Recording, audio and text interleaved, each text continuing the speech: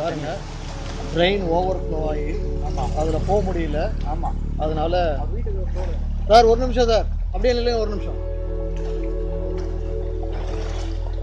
Chitlapakkam rising டீம்லேருந்து வந்திருக்கோம் sir.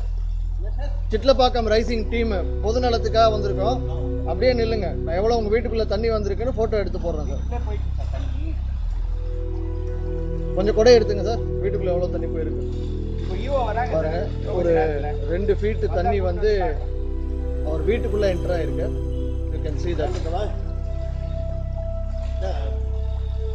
பாருங்க 1.5 அடி. நீங்க எப்படி இருக்கீங்க இப்போ? கீழே எப்படி மேனேஜ் பண்றீங்க? எல்லாத்தையும் எடுத்து வச்சுட்டேன், மாடிக்கு போயிருக்கோம். ஓகே, இந்த மலைக்கே தாங்கல. மாடிக்கு போயிருக்கோம். இப்போ வீட்டில் இருக்கிற திங்ஸ் எல்லாம் சார்? திங்ஸ் எல்லாம் எடுத்து வச்சுட்டு கீழே இருந்த எல்லாம் முன்னாலேயே. ஓகே, நாங்கள் சிட்லப்பாக்கம் ரைசிங் டீம்லேருந்து வந்திருக்கோம். கொஞ்ச நேரத்தில் ஈவோ வராரு, அவர்கிட்ட கம்ப்ளைண்ட் பண்ணலாம் சார். வெயிட் பண்ணுங்க.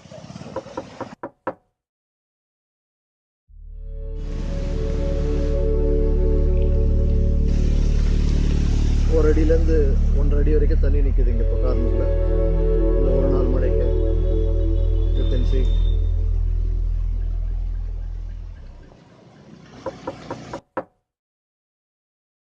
இருக்கிறது பார்த்தீங்கன்னா காயத்ரி கல்யாண மண்டபம் இருக்கு இல்லைங்களா?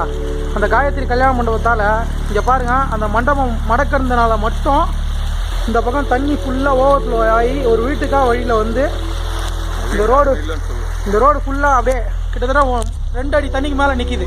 இதுக்கப்புறம் திருப்பி அந்த சைடு காவால போல ஃபுல்லாகவே இங்கே தண்ணி தேங்கி நின்றால் இந்த ராமகிருஷ்ணபுரம் ஃபுல்லாக ஃப்ளட் ஆகுது. இதுக்கு காரணம் இந்த காயத்ரி கல்யாணம் என்க்ரோச்மெண்ட் மட்டும்தான்.